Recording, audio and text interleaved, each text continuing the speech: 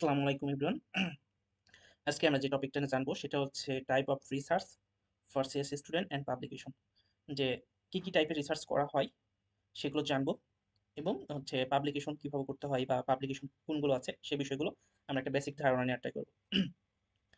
Research মূলত তিন ধরনের বা তিন টাইপসের হয়ে থাকে। একটা হচ্ছে সুপারভাইজড, আনসুপারভাইজড আর রিইনফোর্সমেন্ট লার্নিং।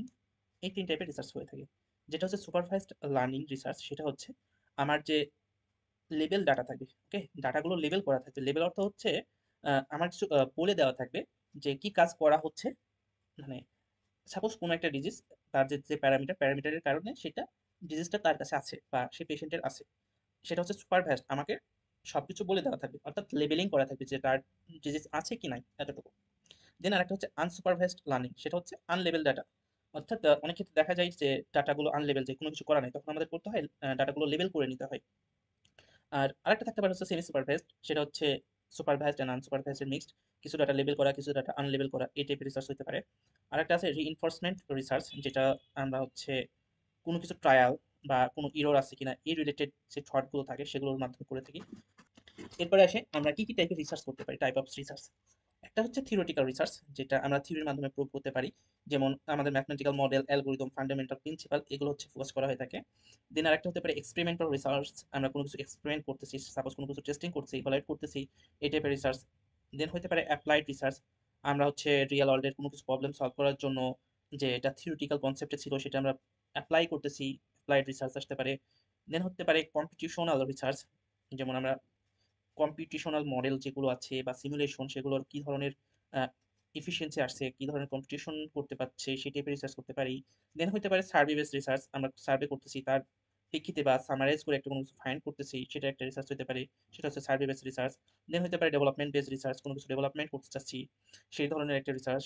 যেমন হচ্ছে কোনো সফটওয়্যার হার্ডওয়্যার ডেভেলপমেন্ট করতে চাচ্ছি, কোনো একটা টেকনোলজি নিয়ে আসতে চাচ্ছি, যেমন হচ্ছে চ্যাটবট আসছে, এই টাইপের কোনো একটা টেকনোলজি নিয়ে আসছে, ডেভেলপমেন্ট বেসড রিসার্চ। আরেকটা হতে পারে কোয়ালিটেটিভ রিসার্চ, কোনো কিছু আমরা এক্সামিন করতেছি, তার কোয়ালিটি কেমন সেই টাইপের রিসার্চ হতে পারে। দেন হতে পারে কোয়ান্টিটেটিভ রিসার্চ, তার কোয়ান্টিটি কেমন, আমরা স্ট্যাটিস্টিক্যাল যে মেথড ডাটা অ্যানালাইসিস করতেছি তাদের কোয়ান্টিটি কেমন আসতে পারে সেই টাইপের রিসার্চ। এগুলো হচ্ছে মূলত আমরা রিসার্চ ফিল্ড বলতে পারি বা টাইপ অফ রিসার্চ, এই টাইপের রিসার্চগুলো করতে পারি। থিওরিটিক্যাল, অ্যাপ্লাইড, এক্সপেরিমেন্ট, এই টাইপের। এবার আমরা পাবলিকেশনে আসি, যে কি টাইপের পাবলিকেশন হতে পেপারে পাবলিকেশন করতে পারি। যেমন কনফারেন্স পেপার রয়েছে, আমরা কনফারেন্স পেপারে পাবলিকেশন করতে পারি। যেমন হতে পারে আইট্রিপল এসিএম এক্সেট্রা। জার্নাল পেপার রয়েছে, আমরা অনেকগুলো জার্নাল আছে, যেমন আইট্রিপল ট্রানজাকশন আছে, এসিএম কম্পিউটিং সার্ভে আছে, স্পিনজার আছে, ওয়ার্কশপ পেপার আছে, আমরা ওয়ার্কশপ পেপারগুলো সাবমিট করতে পারি। টেকনিক্যাল রিপোর্ট আছে, প্রিপ্রিন্ট আছে, প্রিপ্রিন্টের পেপার সাবমিট করা যায়। বুকস অ্যান্ড চ্যাপ্টার আছে, চ্যাপ্টারে পাবলিশ করতে পারি। প্যাটার্নস আছে, প্যাটার্নে আমরা পেপারগুলো সাবমিট করি। থিসিস পরে এসে আমরা টাইপ অফ কনফারেন্স, কি টাইপের কনফারেন্স হতে পারে। টিয়ার ওয়ান কনফারেন্স, যেটা হচ্ছে হাইলি রেপুটেড কনফারেন্স যেগুলো পাই। দেন হতে পারে tier two conference, moderately reputed. National conference আছে, রিজিওনাল কনফারেন্স আছে, দেন হচ্ছে ইন্ডাস্ট্রি কনফারেন্স আছে। এগুলো হচ্ছে আমাদের কনফারেন্স। এরপর হচ্ছে অনেকগুলো জার্নাল রয়েছে, যেমন চারটা journal, Q1, Q2, Q3, Q4। Q1 জার্নালটা হচ্ছে টপ টিয়ার জার্নাল, যেটা অনেক হাইলি ইম্প্যাক্ট ফ্যাক্টর জার্নাল যেটা বলা হয়। Q2 হচ্ছে হাই কোয়ালিটি জার্নাল, Q3 হচ্ছে মিড টায়ার জার্নাল, আর হচ্ছে Q4 হচ্ছে লোয়ার টায়ার জার্নাল।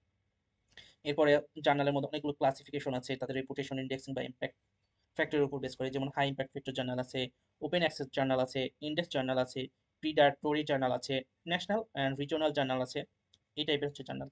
এটা হচ্ছে আমাদের জার্নাল রিসার্চ অ্যান্ড পাবলিকেশনস সম্পর্কে একটা আইডিয়া। তো পাবলিকেশনের যে প্রসেসটা সেটা আমি আরেকবার বলি।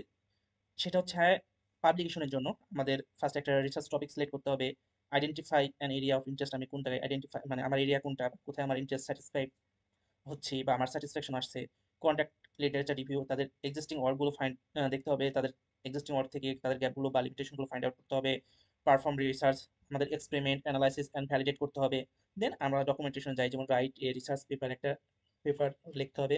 দেন submit to a conference or journal, then আমরা একটা কনফারেন্স পেপার বা জার্নালে সেটা সাবমিট করবো। দেন রিভাইস অ্যান্ড পাবলিকেশন, হয়তো সেটার একটা রিভিউয়ার থাকবে, যে কোনো কিছু যদি চেঞ্জ করার বললে তখন আমরা চেঞ্জ করে আবার সাবমিট করবো, দেন ফাইনালাইজ করবো।